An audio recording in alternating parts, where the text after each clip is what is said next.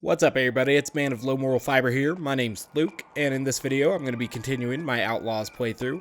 As I've done with previous installments in the series, I am going to leave the cutscenes that work as the intermission between the previous level and the level we're about to be playing. Here we can see that the big boss has just thrown down the mini-boss that we killed in the last level, and now he's giving Dr. Death and his henchmen a lecture. He's telling Dr. Death that it probably wasn't the best idea to burn down our protagonist ranch and kill his wife and take his child. And so we can see that these two characters here, Dr. Death and Bloody Mary, who are both going to be bosses in the next level, and we'll talk about them here in a minute, but we can see that they are both kind of crazy and unrational. But the big boss here, Mr. Graham, is going to give them, authorization to kill our protagonist here. And that's where this next level is going to pick up. We have chased this guy now, or at least followed him to a sawmill. It is worth noting that he says here that he does not kill children. And Bloody Mary says that she wanted to kill the girl, so he's not going to quite allow that. So it's worth noting that our main antagonist here, or the antagonist that's moving all the pieces on the board, is at least somewhat rational, but his henchmen are definitely not quite as rational as he is. So we're arriving here at the sawmill, which should be good. Now I said that Dr. Death and Bloody Mary are both bosses in this next level, and they definitely are. It just so happens that in this particular playthrough that I do here, I do take a pretty solid level skip, and that actually helps us, skip Bloody Mary entirely. She's actually the keeper of the brass key. And if you don't take the skip that I take, and I'll definitely, tell you when I'm taking that skip, this level can be a lot longer than it is in this particular episode. And I don't get through it incredibly quick in this episode. This is probably one of the longer levels in the game. And it's not the most difficult puzzle-wise, but it does require, some problem solving. You have to find the keys and everything if you're not going to take the shortcut that I take. And so right now I'm just gathering ammo. There are a mix between good rifle situations in this map and good shotgun situations, and I think there's even a situation where I use dynamite for one or two enemies, so that's kind of cool. We're gonna go ahead and continue to take out the enemies here. This is supposed to be kind of like a working mine, I guess, or maybe an abandoned mine, I'm not sure, but right now it's obviously infested with these bandit cowboys, so that's who we're clearing out right now, trying to find any information on where our daughter is. And obviously, to eventually kill the guy who killed our wife, because that is also a necessary objective. Anywho, let's get on out of here, and we'll eventually get to the point where we're going to take the skip. It's worth noting that we saw those rail tracks there in that room, because whether or not you take the skip, but especially if you don't, a lot of this particular level is spent on those, I would assume they're minecart tracks. So that's kind of cool. As always, I do think those echoey deaths that some of the enemies do are awesome. When I saw that as a kid, it definitely was very cool. It showed a lot of attention to detail, and it's something that, I don't know, they probably had to think of a somewhat interesting way to figure out how, what qualifications would need to be checked for an enemy to give that echo or whatever. I guess maybe if they're falling in the Y direction after you kill them or something, that's when they'll give out the, falling echo scream. I'm not entirely certain. Here we can see some of the problems, with old games and stuff. For example, that little sprite for the, I don't know if that's a stalactite or a stalagmite growing off the floor there, but it's bigger than it actually, looks when you see it. It looks like you could shoot around it, but it functions more of a square object than those little triangles coming off the floor. And luckily games have gotten a lot better about that over the years and everything, but that's still something that happens quite a bit. It looks like your crosshairs are going above objects or obstacles, and then, you can clearly see after you shoot that there's a bullet decal on that obstacle that was not where anything was actually rendered or existed before that bullet decal got there. And sometimes that's irritating, but it's interesting to see, that that's been a problem in gaming dating all the way back to games like this very, very early. And hopefully they'll eventually get that problem fixed entirely, because it's not a very fun problem to have. Anywho, we're getting about to where I'm going to take the skip, I think. I'm unsure what I'm trying to do here. Oh, I guess shoot this guy that's hidden up here in the corner. Makes taking the skip obviously a little bit more safer. So this is where the skip takes place. That little railing that's a little bit above our head is what I'm going to be jumping on here in just a moment. And it's not designed for you to do this, and you have to get it just right to do it. You have to get a running start, jump, and then crouch at the exact right time, and it gives you that little extra bit of vertical height that you need to get up here on this rail track. And then once you're on this, it's pretty easy to get to the next part of the level without having to fight Bloody Mary and stuff. So this part here is kind of dangerous because when enemies are below you, it can sometimes be difficult to get an angle on them just because of the way that the game is made. And this guy down here, he gives me some trouble. I try to shoot him, I try to kill him, but I can't really get aimed at him correctly, and he does aim at me correctly. Luckily there was that elixir right there so that I'm not going to die, but he still does some damage to me here as I try to escape, so that's not any good. And instead of trying to kill him with dynamite here, which I give it a shot, but I don't check to see if he's killed. I'm just kind of hoping he's killed, and now I decide to make a mad run for it here. I have enough health that I could take one hit, so it sucks that I took quite a bit of damage there, but I did make it out into the first room that we came down the elevator to after we first came into this mine. And now we're going to make this jump from here to this other track, and now that, you know, officially separates us from like the first part of the level and the second part of the level. And so now that we're over here, that's pretty cool, and we'll be getting a lot closer to the boss, Dr. Death.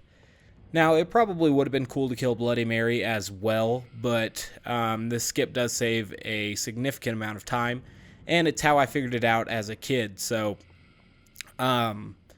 that's how I kind of wanted to do it here. When I was a child, I couldn't really figure this level out, and so I was just jumping around, and I figured out that I could actually get to that train car, or that minecart path there, and that enabled me to finally beat this level, because I could not figure it out how to get past that Bloody Mary section when I was a kid. It's actually kind of tough. There's like multiple stories, and she throws dynamite and stuff, but I don't know. There's another mini mode where you can kill her if you really want to, and obviously, you know, if we make it out of the mine and stuff, well, she'll be without her boss, Dr. Death. Maybe she'll die on her own. Who knows? It would have been good to kill her, you know, since she's a self-proclaimed child killer, or at least someone who wants to or volunteers to kill children, so that's not any good. I do happen to know that there is another elixir down here, so that's what I'm trying to get to right now because my health is quite low, and every one of those blue bottles you get does fill your health up entirely. So I'm going to go ahead, hit the lamp right here, and go ahead and pick that up, and now we can leave this, but I do go ahead and scavenge for ammo real quickly. So all in all, we're just progressing through this level right now. I think I'm trying to get a bearing on what part of the map I'm actually in at this moment, but I think all I find is this lamp oil before I move on. So we're getting closer to Dr. Death now. I definitely don't want to fall off that edge over there. That would be bad. And once we get to Dr. Death, we will kill him, and obviously we'll see that cutscene that's coming up at the end of that, and get one step closer to rescuing our daughter, which is obviously the protagonist's main drive right now. So that's where we're headed. And now that I've killed all those dudes off to the side, we can head this way, and once we're down there, none of those guys will be able to shoot at us while we're on the conveyor belt. There is at least one guy I need to kill here, though, before I get on the conveyor belt, I guess. If you don't take the skip, this level is, as I've mentioned, extremely long. You can see that it's still pretty long, even though I've skipped what is, I would say, effectively probably 40% of the level. Excuse me, I had to sneeze there. So that's kind of neat. There are a couple guys down here. Here's where I use dynamite to kill a little shotgun guy, I believe. The dynamite's kind of cool. It is somewhat unwieldy. I do think it's really cool that you light it with a blunt, implying that you just roll around lit blunt all the time. That's definitely how I would do it. And I think it's very commendable that he does it. It's quite awesome, and we get to see a really cool blunt kill, spoiler alert, at the end of this, so that will be interesting. I wasted some health going to kill this guy. He literally protects and guards no secrets or anything like that, so that was my mistake there. However, if you don't want to go through those crusher things, and you can make it through them without dying, you just have to time it right, obviously, you can step out this way, and it's a little bit safer, so that's cool. And it lets you sneak up on these enemies because they're looking the other way. And that's also neat. Saves you a little bit of health and danger. I decided to heal myself there because you can only carry 15 of the heals in those medical bags at once. So I wanted to use a little bit of it before picking up that medical bag, and now you can see that I'm at 14 medical bags. I know that there are 2 medical bags very close to this. Usually when you pick up a medical bag off the floor, it gives you 3 basically canteens, and so there's 1 more medical bag there that will max me out on carried medical bags at the moment, so that's good stuff. Now that we're moving this way, we'll take out a few more enemies, and like I said, getting ever so much closer to Dr. Death at this point. So, when I was a child, I didn't realize that that big guy was the antagonist, or the main antagonist, because I would always skip the opening cutscene. And so the first cutscene that I was thinking was the opening cutscene was the Dr. Death guy burning down your house. And so when they were beginning to introduce this true main antagonist more, it was surprising me that Dr. Death wasn't the only bad guy. However, this level was still a joy for me because I got to kill Dr. Death, and knowing that, I had at least avenged my wife and my property in some way. But obviously, you know, you still need to go rescue the daughter, and so that's why the game goes on after this, and that made perfect sense to me. And it was exciting that it was even longer than all these levels that I had already accomplished. I believe this is the 7th level, and there are still 2 levels after this. So it's not the longest game in the world, obviously. Some games today are extremely long and, you know, total hours to complete the story and stuff like that. But for its time, this game was fairly lengthy for a first-person shooter, and I think, you know, its length is still enjoyable to this day, just because it's not the shortest thing in the world, but it's not a project that you would have to invest 50 hours in either, and sometimes that's nice to have games that can be beaten in a relatively short period of time, especially if they're going to be extremely cheap like this is. And so now in here, that's where Dr. Death actually is, back there.